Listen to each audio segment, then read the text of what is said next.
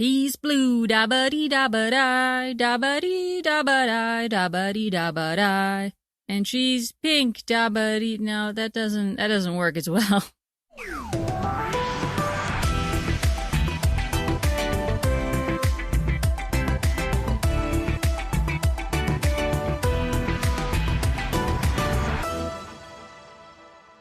Hello and welcome to Looking for the Best, a comic quest. My name is Danny, and on this show I search for the best of the best comics, graphic novels, webtoons, and more. And I ask myself the very important question, can I fill my shelves with greatness? On today's episode, we'll be stepping away from more traditional published comics and jumping into the great, wide, wondrous world of webtoons. Yay! Hooray! Woohoo! Yeah! Webtoons! Hell yeah, now we got business. Was that a little too much? I mean, I'm just trying to get you as excited as I am to talk about this because, you didn't think I just put webtoons into my intro to just not talk about them, did you? Because that's exactly what we're going to do. But before we get too far, though, let me just say what a webtoon is. I tend to use the term webtoon when I really mean digital web comic. They're not actually interchangeable. Webtoon really means two things. First, there is the publisher called Webtoon, just like how not all tissues are Kleenex and not all bandages are Band-Aids, not all webcomics are published by Webtoon. That being said, today we are talking about an actual webtoon from webtoons.com, and it was created first and foremost as a digital comic to be read on their website or app. Sometimes these comics also get printed in book form, but only after being online for a while. The second meaning for webtoon is specifically a digital comic from South Korea. These are also called manhwa, and while some use manhwa and webtoon interchangeably, others might say that webtoons are digital first, but manhwa can be print or digital. You may have also heard the word manga or manga if you're an American, but those are Japanese comics. And there's also anime, which is hand-drawn animations that are typically also from Japan, or manhwa, which sounds very similar to manhwa, but those are from China or Taiwan. Lots of vocab today. I didn't say any of those words right, did I? Well, I tried! But right now, we're looking at a webtoon from the publisher Webtoon, but it was not made in South Korea, so it's not a webtoon and it is a webtoon, I guess. It's, confusing, but it's a webtoon for the sake of this episode. And I'm actually super excited for this one because I've been a fan of it for a while. And when putting this podcast together, I always knew I would do an episode on it because, well, it's the most popular webcomic on this particular website ever. I would insert a drum roll here and pretend like the name of it is some big surprise announcement, but I know it's in the episode title already, so we'll skip the drums for today, I guess. The story is called Lore Olympus. Really cool name for a series, right? Lore Olympus. Can you guess what it's about, huh? If you make a guess right now, there's a pretty good chance that you'll get it right. Does Olympus make you think of Greek and Roman gods, maybe, huh? If so, you'd be absolutely correct. Well, pretty much, anyway. Lore Olympus is a modern interpretation of the abduction of Persephone myth, heavy on the modern and heavy on the interpretation. You can find this comic for free on the Webtoons website or app, or you can buy the printed paperback or hardcover version from most booksellers. As per usual, I like to discuss these books by volume. So, Volume 1, which is what we're discussing today, has episodes 1 through 25. And yes, they're called episodes, not issues or chapters, but episodes. And there's also a Volume 2 and a Volume 3, and possibly more to come after that, because as of this recording, it is still being released, and there are over 200 episodes. Yeah, you heard me, 200. Only 25 are in each printed book. So, before we jump into the nitty-gritty here, I just want to say that while I do own the printed volumes, I really think the best reading experience is on their app or website. I know we have had the same conversation last week with We Only Find Them When They're Dead, but the difference here is that Lore Olympus was drawn and designed specifically for vertical scrolling, not for page turning. So up and down, like when you're on social media, Twitter, whatever, you scroll, and this is kind of made for that same scrolling motion.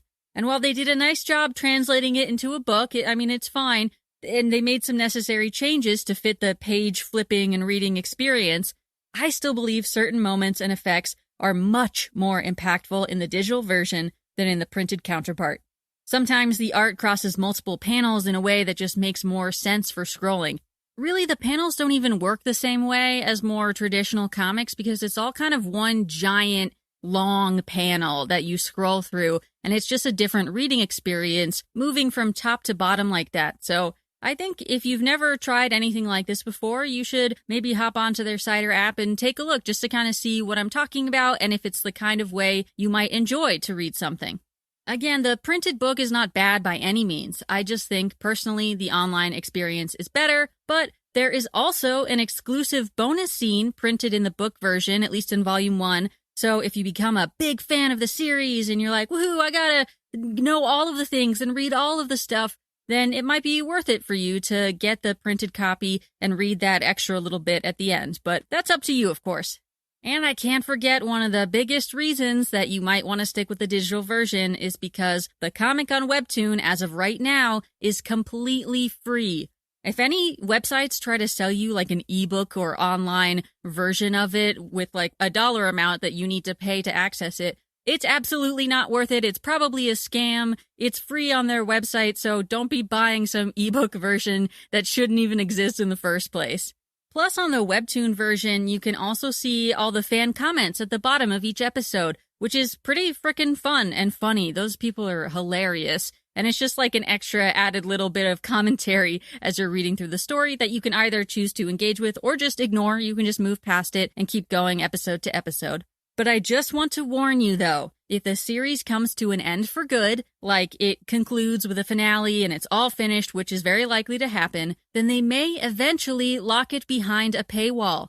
Webtoon and other similar websites have done this for some series already, where they make you pay to read the whole thing at once, right? It's a little hard to explain, but I've seen instances where if you just want to read, say, a few episodes in one sitting, like, hey, I'm at the bus and I'm waiting for it to arrive and I have a couple minutes. Let me just read like 4 episodes today or something like that. If that's the case, then great. You can just unlock the episodes over time for free over the course of literal days, if not weeks, and get through it slowly that way, very incrementally. Or they might make you pay some kind of upfront fee in order to unlock everything all at once. And right now, it is all free, so just a heads up that it's free now, but it might not be free forever, or at least not free all at once, so okay, that's my disclaimer, just disclaiming the disclaimer, alright? Okay, all done. Disclaimer over. I'm excited to see how many people read this series, though, and go, you were right, I stayed up obnoxiously late because I couldn't stop reading, and I wanted to get caught up, and I loved it! Same girl, same. I did the same thing. I'm not all the way caught up yet, though, so don't be spoiling it for me, but I have read past just Volume 1, so I know a little bit about what's going to happen. Now for a little bit more backstory. The creator of the series is a New Zealand woman named Rachel Smythe, who is both the writer and the artist, which is pretty damn impressive because this is a massive piece of work that has taken a lot of effort to make and a lot of time. I know she has help, but still, 200 plus episodes is no joke. God, that's just so much. Wow. Lore Olympus started in March of 2018, though I'm actually fairly certain it was really before that, because she did post it first to the Discover section of Webtoon, which is now known as Canvas, and only in March did she get transferred over to Featured, which is now known as Originals. But those were the names that they had before, so that's why I'm using them, but now it's Canvas and Originals. Canvas is for indie creators to post their stories, and, if you just are making something and you want to reach a wider audience, you can use Webtoon's audience to do that. But Originals are series that are officially backed by Webtoon, the company, and are put front and center on their homepage. And it's been over 4 years now that she's been posting to Originals, so that's God, I don't know, a very, very, very loose average because I didn't actually count how many 50 per year, 50 episodes? Holy shit. There's only 52 weeks in a year, y'all. That's most of the fucking year. That's so many episodes. Oh, Jesus. But anyway, I'm going to stop being impressed by the number 200 and we can move on.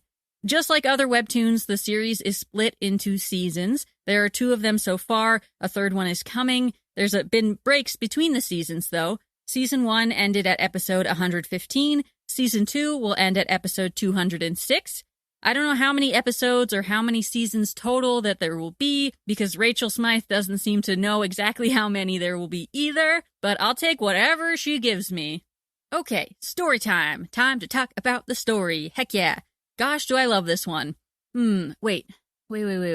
Should I talk about the story first or the art first? Let's go with the story and then we'll talk about the art later, because it's really fucking cool how it was all designed. So you better keep listening to hear what I say about it. I say as if I'm gonna jump out and grab you by the shoulders and shake you if you dare pause the recording. Keep listening. So, the story. Persephone and Hades are the main characters, but I might argue that Persephone is a little more of the focus overall. She's also sometimes called Core, but Persephone is what I'm going to use here. And as I said, it's based on the classic abduction of Persephone myth, which is where Hades kidnaps Persephone against her will to make her his bride and queen of the underworld. This is not the plot of Lore Olympus, though, at least not Volume 1. This is supposed to be a love story, albeit an extremely slow burn love story. They don't get together in Volume 1. I think it takes quite a while for that to happen. But there's also a wide cast of other characters with a range of side stories here. So you're going to see a lot of gods, goddesses, nymphs, mortals, and other creatures maybe from the mythology with references to their own myths as well. So it's not just the abduction story, it's quite a few others, all kind of mixed in together into one giant story. Persephone's and Hades are the main A plot, but there's plenty of B, C, D, and E plots for things like Eros and Psyche or Apollo and Daphne. And there's also other episodes or even flashback scenes that are set in the past during the Titans' rule, or during some other moment from a character's childhood maybe that corresponds to some other mythological story. So really she pulls in a lot of different things, and none of it is ever exactly the same as the ancient myths. There's plenty of references to those stories, but it's not the same. She is interpreting these stories into modern times, right? If this were like a movie or a TV show, then they might say inspired by instead of based on, right? 2 different things here. In Volume 1, the story starts out with Hades, a god and king of the underworld, attending a party in Olympus that is hosted by his brother Zeus, who is also a god and king of all gods. If Zeus says you have to come to his party, then you sort of have to come. Hades was supposed to attend this event with his casual hookup, the nymph Minth. Ooh, that's hard to say. Nymph Minth. But she stands him up because she doesn't believe that his family approves of her, and she's correct to think that because they don't like her, but they're also kind of correct to think that she's maybe not possibly good enough, as her relationship with Hades is pretty toxic and is not going to be any kind of great, grand, long-lasting love story. It's, not great, so nobody really likes each other and she doesn't want to go, which is totally understandable. Enter Persephone, who is 19 years old at the beginning of this story, and that's considered young here because many of the gods are thousands of years old. But they don't necessarily consider her a little kid either, just young comparatively. She's an adult technically, but a very recent one. And, well, most people don't consider her a kid, but her mom is still very overprotective. Persephone grew up in the normal human realm, and her mother, the goddess Demeter, still had to give her permission in order for Persephone to attend the party. Part of the reason she's allowed to go at all is because she's attending with her friend and roommate Artemis, goddess of the hunt and a member of the Goddesses of Eternal Maidenhood. Oh yeah, that's a thing, to become a goddess of eternal maidenhood, which I'm just gonna shorten to gem to make my life easier. You need to vow to be forever a virgin. And this is actually an important detail, which is why I mention it, so we'll circle back here. But we're at the party, right? Hades is feeling all hurt and sad. He's big sad boy because this girl that he kind of likes but doesn't even love at all has rejected him, and so feeling so hurt, and he doesn't want to go to the party to begin with, and his brother's making him. And Persephone, on the other hand, is at her first big Olympian party without her mom and feeling overwhelmed and very uncomfortable in a too small dress and just not really sure what to do or who to interact with. She doesn't have all that many friends or people that she knows at the party, so it's a match made in heaven. Two awkward people who get to be awkward together. Far, far in the future, because none of this happens quickly. Then Hades, Mr. Sad Boy, sees Persephone, and you hear heaven's gates open up. Well, metaphorically, anyway. Then, like the dingus he is, Hades makes a comment to his brothers Zeus and Poseidon, who is king of the sea. They're all kings here. And Hades says, honestly, I think she puts Aphrodite to shame. Ooh, man, my guy, that was not the thing you should have said, because guess who was listening at the time? Yep, Aphrodite, goddess of love and beauty, and a very jealous woman.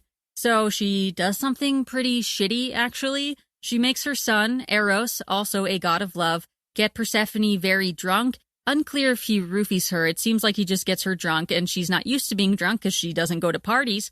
And he very reluctantly, on his mother's orders, puts her in the back of Hades' car in an attempt to embarrass her and possibly get her in trouble. I guess because maybe a drunk mess would also be less attractive to him, or maybe her mom would find out and make her stay in the human realm from now on. Something like that. I'm sure she had her reasons that you'll find out down the line. But, well, it doesn't really work. Yes, Hades finds Persephone passed out in his car, but he takes care of her, does nothing untoward, and they have some cute moments when she wakes up the following morning. It's a meet ugly turned meet cute. And Hades has dogs who are adorable. I love dogs, as you may know by now. And if you've ever heard of Cerberus, the three-headed dog from the myths who guards the underworld, he's here and he's awesome. And so are all of the other dogs. I'm so glad there's like a bunch of dogs in this story. Even though they're not that important, I just like that there's animals. And just to let you know, Season 1 does not get very far at all in this abduction of Persephone myth. Really, they just meet and start to get to know each other. She's still very young, after all, only 19, while Hades is eventually told her age by somebody else. He doesn't know right away how old she is. He becomes very hesitant when he finds out that information. At first, he's attracted to her and like thinking, oh, she's, so beautiful. And then he finds out how young she is and he goes, I'm way too old for you. I don't think this is going to work out. Even though I want it to, I don't think this is really the right time for this. I'm paraphrasing, of course. But the point is that there's no abuse of power here, though there is in the original story. If you've never heard the myth, it's actually a kind of interesting one. I say kind of because there's a lot of really shitty stuff that happens, but one of the things that's interesting about it is that it's meant to be an explanation for why seasons exist, which is kind of cool. When Persephone is kidnapped, her mother, the goddess of harvest and agriculture, is so distraught that she plagues the mortal realm with harsh and barren conditions that are almost impossible to grow crops in, which leads many to starve and die. And only when she gets her daughter back does she restore the growth and bounty and beauty that she had taken away. But while in captivity, down in the underworld, Persephone has eaten some pomegranate seeds, which are a food of the underworld, and she's required to return there every year for a certain amount of time and act as queen. And also I think she was forced to marry Hades, and that's another reason she's required to return and act as queen. They use the pomegranate excuse, which I never quite understood. I'm sure there's some great meaning to it, but anyway, every year Persephone has to go back and we get winter. Then she comes home to her mom and we get summer, with the transitional seasons of spring and fall in between as she prepares to come or go. So, kind of interesting, right? That part of it is, and that's the only part I feel like telling you, because that's the part that's interesting. And okay, so back to the story. I don't want to tell you everything that happens. Really, this has only encompassed like episodes 1 through 10 so far. The episode 10 is when he takes her home, and eventually they start to exchange text messages and get to know each other that way, very, very slowly. Slow burn of a story. And of course, in later episodes, you start to meet more side characters and get some important background information and context for the rest of the story. There is one important thing I need to tell you, though, and this may deter some readers for significant reasons. There is a content warning in the physical book and the online version about distressing topics and themes like physical and mental abuse, sexual trauma, and toxic relationships. But I'm going to be a little more clear about what this warning is for Volume 1. In the first volume, during issues 23 and 24, if you're on the website version, it's 23 and 24, there is a non-consensual sex scene between Persephone and another character. Not Hades, somebody else. You'll know it by the time you get there. And I would use the R word here because that's what it is, but sometimes that word gets flagged by certain platforms that I'd like to put this episode on, so I'm not going to use it, but just know that is the word I would like to use. It starts with an R, and I'm not going to say it, but I think that's what's happened here, really. It's not too explicit, there's no nudity per se, but you know exactly what's happening. You see some kissing and undressing, and overall it's just, in my opinion, a hard scene to read. The guy is a manipulator and an asshole, and you just want to scream at him to leave her alone. Ugh! And remember how I said there was a Goddesses of Eternal Maidenhood group, the Gems? Yeah, well, Persephone is going to a school in Olympus on scholarship from this group as a prospective member. And this goes against their one main rule, that the name of the group is based around celibacy for life, forever. And of course, you maybe could have guessed that she was probably going to break this rule at some point, as this is a love story between her and Hades, and sex would probably be involved eventually, but even so, she's pressured into it in this way and coerced with a lot of manipulative sentences like, "You've been flirting with me all day," and "I thought you were more mature than this." Ugh, gross, I just hate saying it. And while he says these things, she's starting to realize that becoming an eternal maiden is, well, eternal. And maybe that isn't what she wants to do, and she's not really sure what she wants and if she should join this group permanently or not. So she hesitates and she thinks, oh gosh, is this what I want or not? And then Persephone reluctantly agrees to have sex with this guy, but then immediately regrets it, changes her mind while it's happening, wants it to stop, and does not know how to make it stop, so she retreats into her own head, separating herself from the reality of what's happening around her in real life and the reality of this situation as a method of self-protection. It's a bummer of a moment, and it's tough to read, but, this book in general goes over some very heavy topics like this, and that's why there's a warning. And even if she doesn't actually want to become a member of the Gems anyway, and only did it for the scholarship and because it was the only way her mom would let her go to school without her, this is still a traumatizing thing to have happen. It's tough, man. This story, Lore Olympus, really isn't afraid to tackle tough experiences like this. There's a lot of messiness, just like in real life. The story feels authentic, genuine, emotional, and not sugar-coated or artificial. These people and these characters have problems and challenges. They have flaws, insecurities, and fears. Sometimes they have skeptical motivations behind their actions, but to them it can seem entirely reasonable, or perhaps they didn't feel like there was anything else that they could do at the time. And the real myths that Lore Olympus pulls from are also really messy. The version you might get in elementary school is altered to be very PG, when in actuality they are extremely mature most of the time. The gods are liars, cheaters, murderers, selfish, and sometimes even huge assholes. They have their good moments, absolutely. They do wonderful things as well, but they also have plenty of bad moments. And in Lore Olympus, while maybe not as ethically dubious as they sometimes are in the myths, they aren't perfect. And that's a very appealing part of the story to me. And I just want to reiterate that this episode is only covering Volume 1. Any judgments I might make about the characters in this volume could change as they grow and change throughout later episodes. Eros did a shitty thing helping his mom and planting Persephone in Hades' car, but he comes to her and apologizes and explains himself later on.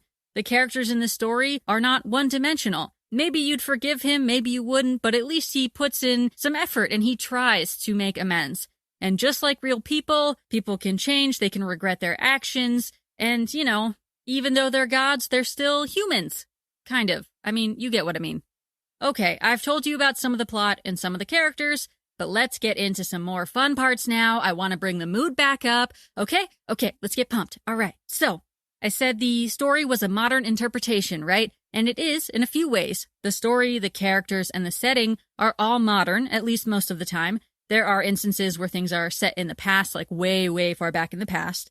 And for anybody who's been worrying, no, Persephone and Hades are not related. I didn't pick a book about incest, y'all. Trust me, I wouldn't do that to you, okay? Say all this great stuff about a book and then be like, but the main romantic pairing is incestuous. No, I wouldn't do that. That's just mean. I'm not that mean. I mean sometimes, but not that mean. Come on. But I understand the worry. I do, because in the original myth, most of the gods are related, many descending from the same family tree or even the same, like, two people. I mean, heck, I had the same fear myself when I heard about the story. Zeus is Persephone's dad in the myths, and that makes Hades her uncle because Zeus and Hades are brothers. But in Lore Olympus, Persephone has no father. She was created solely from her mother Demeter, and it's not like some kind of secret, like, who's the dad? Ooh, I wonder. No, she really has no dad, at least according to the author and the story she's written thus far and what she's written on her own, like, website and blog and stuff like that. Apparently, Persephone has no dad. And I'm sure there's plenty of people out there who would love to just make a child without the participation of anybody else, right? Boom, kid, here you go. The stork just dropped it off. All right, I'm getting distracted here. Back to the question, which was modern. How is it modern? The setting in this story is actually pretty interesting. Olympus and the underworld both have modern technology, like phones, computers, cars, full-on city buildings and skyscrapers, and other very typical things that a metropolitan area would have. And they have the internet. Hades runs Underworld Corporation, right? It's not just the underworld, the dark place where people go to die. It's a corporation, a business. And it's done out of these high-rise buildings with staff and employees. And Hades is kind of like a CEO or president of the whole company.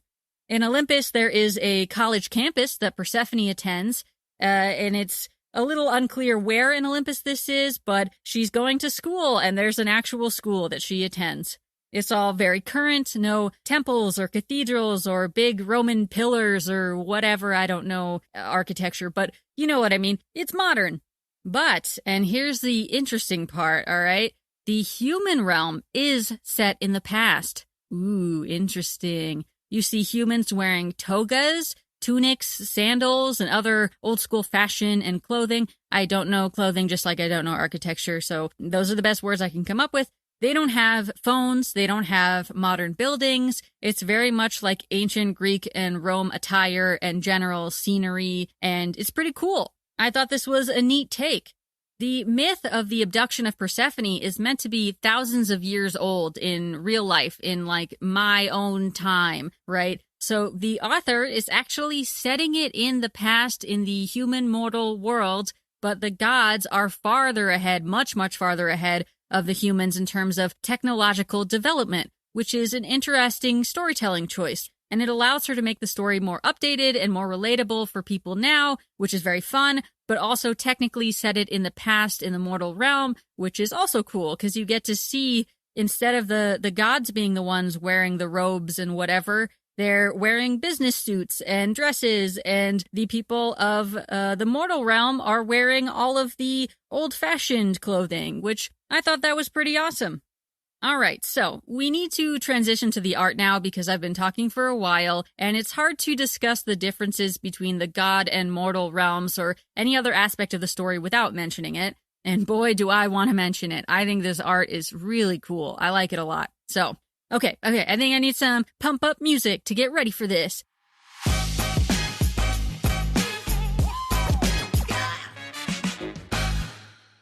All right. The art is awesome. I am a sucker for art like this. It is digital illustration done in a very distinct style. The most obvious part of it is how every character is color coordinated. And I don't mean their clothes, like how the Powerpuff Girls each have their own outfit color, but it's all the same outfit. No, I mean like the literal characters themselves from head to toe, their skin, their hair, are each different colors. Think like the Hulk being green, or the genie from Aladdin being blue, or the Simpsons characters being totally yellow. Although sometimes there are some characters that are not all one color, and sometimes their clothing does not necessarily match the same color as them, or their hair or something like that. But a lot of the times, most of the time, it's like the same color, but a different maybe hue or different tint. Hades is a cool blue. He wears dark suits like a corporate CEO and has a lot of scars on his body from physical trauma when he was younger, which are like a much lighter shade of blue, maybe almost a white, and his hair is also a much lighter shade, almost like a silvery blue. Persephone, on the other hand, is a bright, bubbly pink, very like rich and saturated. And while Hades is, sad emo boy, jaded by experience and feels unloved and isolated and sad blue, Persephone draws people in with her endearing, kind of naive, inexperienced personality. She's young, she's eager to try new things, and she's very, very bright pink. Her hair is actually magical and grows long very rapidly when she loses control of her emotions.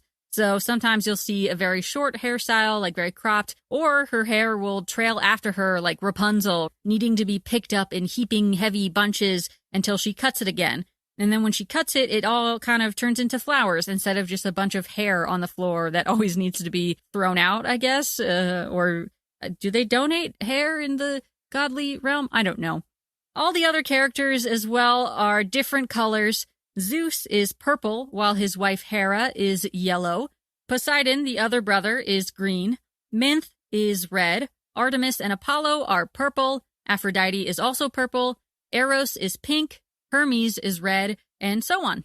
Their hair is often, again, the same color, or at least like a slight variation of that color, and they aren't always seen in the exact same outfits throughout the story. Not only are the characters color coordinated, but the settings are as well. The underworld is many shades of dark blue, just like its leader, along with purples and blacks. It's a dark, cold, industrial cityscape with straight lines and tall buildings. Olympus, on the other hand, can have a lot more color variation depending on what part of Olympus is being shown. And the same can be said of the mortal realm, which as time goes on and you read more of the story, it seems like there's maybe more green in the mortal realm than there is anywhere else.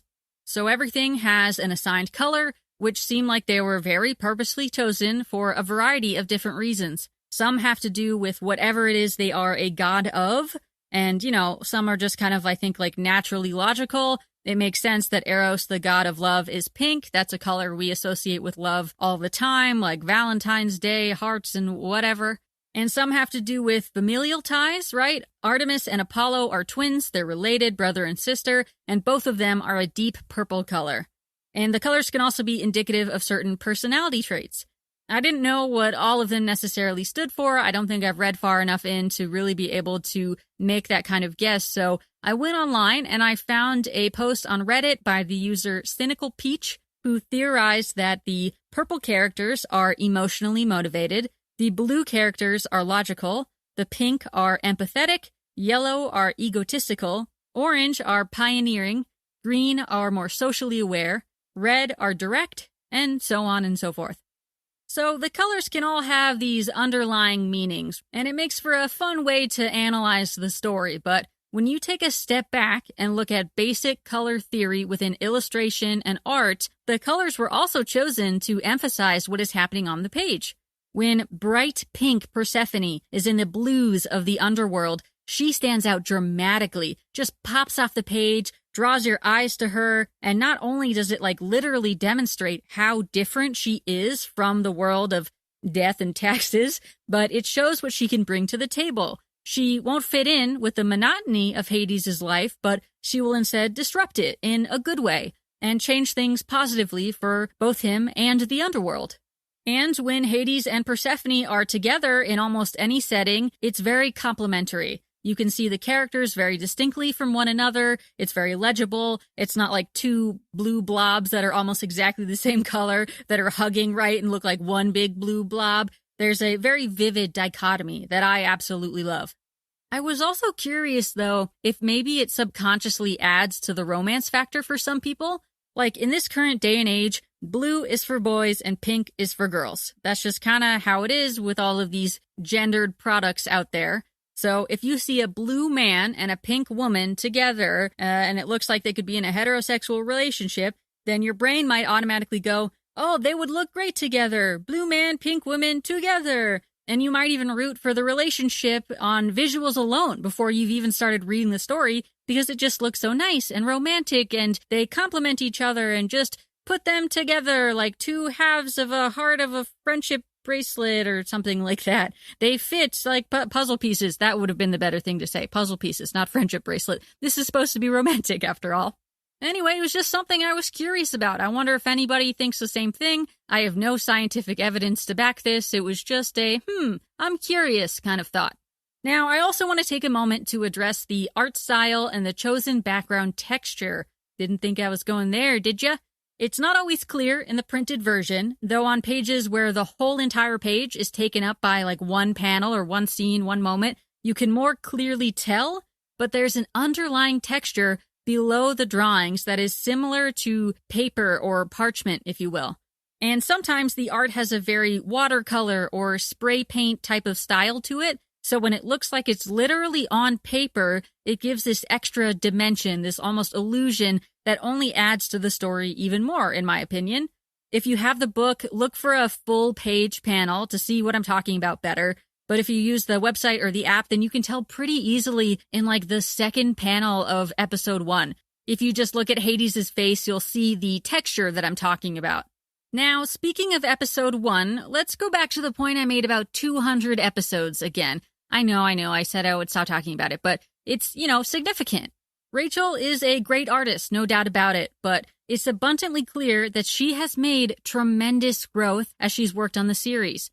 I'm not trying to say this as a slight or a diss or anything like that, but to me, it seems that when she started, she had more limited experience, right? You can see in early episodes that the character doesn't always look consistent. And Persephone in particular changes the most over the course of the story, her design and the way that she's drawn and just her general appearance. So this is not news. I'm not saying anything that anybody else hasn't already pointed out. And I'm pretty sure Rachel has done some of those Twitter posts where you're like where I started and where I am now with her artwork and stuff. So I think she's aware, but when you've been working on the same thing for over 4 years, there's bound to be improvement. There just is. It's hard to not improve when you've been doing something over and over again for years. It's almost funny, though, just how apparent it is in Volume 1. If you flip from episode 1 to episode 25, flip through the pages of the book, I think you can see noticeable improvements. And to reiterate, it wasn't bad by any means, but it gets more consistent, more confident, more well-rounded overall. I think she gets better as an artist, and I think that's pretty inspiring, actually. If you put in the time and the effort, you can see real change, visual change in front of you. She honed her skills. Also, I don't want to ignore the help she has either. Rachel has said in an interview that episodes maybe 1 through 30 or so were all done by her. So Volume 1 is indeed a solo act. There's just 1 through 25 is what's in Volume 1, so you can see her improvement through that. But after that, she gets some assistance to help with the heavy workload. And honestly, once you reach this level of success, or even well before this, many artists can get help with their line work, color, backgrounds, etc. You don't go and watch some kind of Disney movie that's been animated or some Pixar movie and assume one person did the whole thing. It's usually a team effort. And so an artist might create a whole team around them to help with all of the different aspects of bringing the story to life. So in later volumes, not all elements are necessarily her sole responsibility. But in Volume 1, it's just her, and I see visible growth and change from the first to the last page. And I've actually found this is the case for a lot of online comics that run for extended periods of time, particularly ones that focus on human characters. They can be very difficult to draw because people naturally notice imperfections in a human body much more quickly than they might with a tree or a car. It's the uncanny valley effect where something isn't quite right. The hand maybe looks janky, or the head isn't proportionate, or something like that, and you can tell pretty quickly. But if it's mostly fine, you might still just read on, move past it, enjoy the story. Whatever, maybe this one thing isn't perfect, but I still understand what's happening and what it's supposed to be, so that's good enough for me. And for me, that is often good enough. So I might pick a webtoon and go, oh, cool, this looks great, and I like where the narrative is going. And then 50 episodes later, I'm like, oh shit, this looks excellent. I didn't think it could get much better, and yet it looks awesome. Also, webcomics can have a lot more literal art panels and content than maybe some more traditional printed stories can. Because while the episodes might sometimes be shorter than traditional comic issues, posting a new one every week for years at a time means there's just so much fucking art that's being made. Compare that to a once-a-month comic or manga series or a standalone graphic novel. There might be a huge difference in panels and pages and the quantity of art that's been made.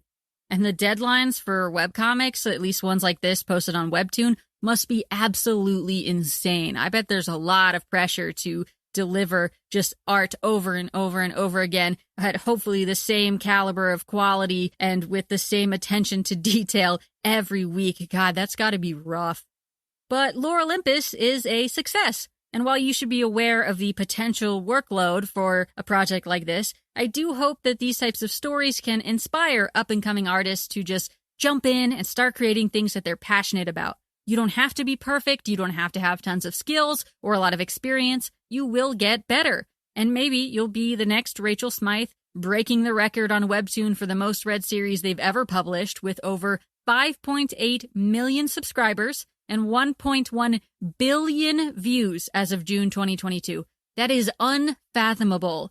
Billion. 1.1 billion. It has been undefeated in the #1 spot as the top-ranked romance series in every age bracket that they have for days, weeks, months, years now. There is an animated series adaptation from the Jim Henson Company coming to Netflix eventually. Who knows when that's happening? And she's just killing it right now. I bet this is incredibly stressful and there's a lot of pressure to deliver, and she said in interviews that it takes her a very long time to work on all of this, but so far so good, and even if she never makes another panel of this series ever again, I'm super proud of what she's accomplished. I think it's amazing, and I'm very grateful for what there is so far. Now, you've heard me go on and on about how much I like Lore Olympus, but there are some people who don't.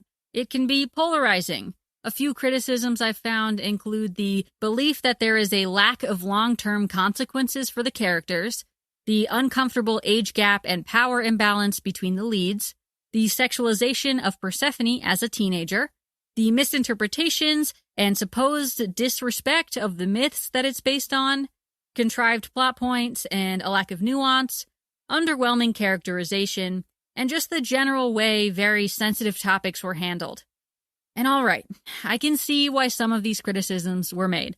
I can also see why you would jump to conclusions after only reading a small portion of it. There's just so much to read and you just kind of want to stop if you're not enjoying it. But Persephone does age up, I think like 10 years or something during season 2, and maybe even more than that. But it would take over 100 episodes to get to that point. The age gap and power imbalance are problems. Yes, I agree, and they need to be overcome. But I think that process has already been started and was meant to be this way from the beginning, where Persephone goes through a lot of growth and really comes into her own power and agency over time and becomes the fully fledged woman she is meant to be. She doesn't get together with him when she's 19. And it takes a lot of episodes for that to happen, and a lot of mistakes along the way that the characters make. As for everything else, I get why these things bother people, I do. And look, we could spend another half an hour talking about them because I do disagree with a lot of it. I think most of these criticisms can be seen in a completely different light through someone else's interpretations. If you think that there's a lack of nuance in this story, then I could argue that you're not looking at it with enough of your own nuance and you're not bringing enough of that to the table. But, to each their own. And this story is an interpretation. Myths have been told and retold and reimagined and adapted over and over and over again. Disney's Hercules is by no means 100% true to the source material. That would probably be very inappropriate and against their G or PG rating that they try to aim for with animated films. And nor did it touch on any of these really difficult or mature topics. Lore Olympus isn't a perfect series, and it's not for everyone, and it would be incredibly boring if the characters didn't face obstacles or develop at all and have no complexity. But I believe they do, and that's one of the reasons why I enjoy it. So, do I recommend the series? Absolutely. Does it deserve a space on my shelf? Heck yes. And even though it's free to read online, I have already purchased or pre-ordered the remaining volumes. If you're unsure about buying it but are still interested in checking it out, go to webtoons.com and read it for free online. And if you like it, you can keep an eye out for the possible, someday maybe, animated TV series that's been in the works for a while now. I think 2020 they picked it up, and it's been a few years and I've heard no other news about it, but hey, maybe it's, coming anytime now, so keep an eye out, I guess. If they can keep the magic of the art in the animated version, it will look so sick, and I am really excited for it. Before I go, I do want to do another end segment as per usual, but a little different. I want to do just an extra little mini dive into the world of online webcomics in general and just expand a little bit more on some of the stuff that we've talked about. As I said at the top of the episode, not all digital comics are webtoons, and there are plenty of other websites and apps out there that you can read from. Some of the bigger ones that I know about are Tapas, formerly known as Tapastic, Netcomics, Manta, Tappytoon, Leshin, Tumix, Mangatoon, Pocket Comics, and many, many more. These are not all free, though, I'm telling you now, and I don't necessarily recommend all of them because there are sometimes some questions about whether or not they're paying the artists and how much they're paying them and are they getting a fair commission. I don't really know enough about any of them to officially put my stamp of approval behind any of these apps or websites. So maybe keep that in mind if you decide to check any of them out. And if you are researching and you come across Line Webtoon, that was actually the original name of Webtoon until they shortened it back in 2019. So there's a long list of places you can find cool content from, and there's also self-hosted comics that artists will put on their own websites that they have paid for, or comics that are on social media and community websites like Tumblr or DeviantArt. There's also websites like Comic Fury, which is a completely free and ad-free comic hosting site that has some of the tools that people might want when they want to put their content out there but don't have their own website or don't know how to make one themselves. So while I was learning how to say words like manhwa, I was poking around on the internet and I came across an interesting video from PBS Offbook on YouTube called The Rise of Webcomics. And in it, they interview a lot of different people, one of whom is Christina Shi, who says that she thinks webcomics are interesting because they seem to be a combination of standard Marvel and DC style comic books, newspaper comic strips, and zines, which I thought was pretty neat. Christina also says that she thinks anyone who has an idea can start creating and then very quickly disseminate that to other people across the globe with shared interests, resulting in more variety and more niche content. I recommend watching the whole video and hearing the full quote because I'm just paraphrasing here, but I thought it was a really cool take on what webcomics are and can be. So, there's a lot out there from all around the world, but the internet is vast and wide, and you can really do a lot of exploring and find some amazing stuff out there. And not only will you find great content, but these series are often the origins of some fantastic fandoms and fan communities. I actually joined the Lore Olympus fandom back when Rachel had an active Patreon, which, by the way, if there's a comic out there that you love or an artist that you love, then see if there's any way you can support them like this with maybe a Patreon or a Ko-Fi or merch or whatever else that they are offering, because it's very important to support independent artists. Even just sharing it with your friends and family is a free and easy way to support them, so do that as well. The Lore Olympus fans are a lot of fun. The comic lends itself well to cosplay in particular, which is when you dress up and maybe also adapt the speech and mannerisms of a fictional character. And holy shit, do the fans do amazing cosplay. My God, it's impressive. And just the attention to detail. Wow. There's also a ton of wonderful fan art, fan fiction, fan videos, fan accounts, and so on. So if you catch up on the series and feel like there's nothing else to do but wait for the next episode to be released, you'd be incorrect. There's so much user-generated fan content out there and different communities that you can join and participate in. Go see what people are doing, nerd out with them, enjoy your shared passions together, connect. I mean, there's even a Lore Olympus mental health support group on Facebook with over 5,000 people in it. And if that's still not enough, there are plenty of other series out there that have either been completed or are still being released. And if you're the kind of person who misses the days of shared TV watching, right, every week, as opposed to binging things by yourself, you can find some kind of similar experience in the webcomic world. For current series, you can read new episodes each week and react with other fans on social media. It's not exactly the same, but it's valuable and worthwhile in its own way. There are also conventions and other live events that you can participate in as well. And you can even dress up if you want to, join the cosplayers. You don't have to have thousands of dollars to do this. You can just wear a pink or blue outfit and put some face paint on, and that's at least the first step of cosplaying. Basically, what I'm saying is, if you've never jumped into webcomics or webtoons before, but you like reading regular comics or just reading anything at all to begin with, and you're searching for community both online and maybe in real life, then give it a try and put in some engagement, put in some time, join some communities. You never know what might come of it. But in a world of pandemic, social distancing, and other scary, stressful, isolating lifestyles and things that happen to us, this could be exactly what you need. That's all for today. Thanks for listening. Have a good one.